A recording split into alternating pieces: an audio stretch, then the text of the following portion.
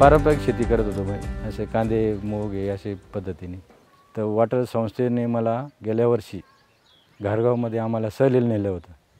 तिथल्या शेतकऱ्यांचं मी हे वालाचं पीक पाहून मला त्याची आवड निर्माण झाली. त्या शेतकऱ्यांची सगळी माहिती पाहिली, त्यांची शेती पाहिली, त्यांचे पाणी देण्याची पद्धत, त्यांची औषध फवारणी, त्यांची छाटणी कशी काय सगळं व्यवस्थित माहिती घेतली.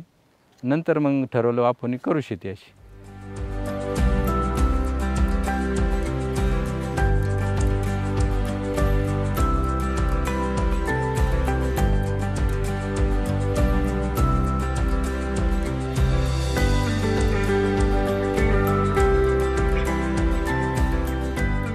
तेव्हा आपल्या शेतामध्ये पीक घेण्याचं ठरवलं. गेल्या वर्षी मी घेतलेलं आहे पहिले पीक.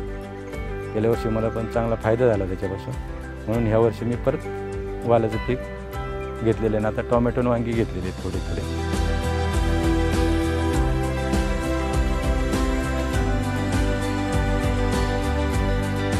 पीक आता एकदम जोमात पीक आहे. आता गेल्या वर्षी 90,000पर्यंत झालं होतं. यावर्षी 10-20 हजार अजून उत्पादन वाढलंच पाहिजे.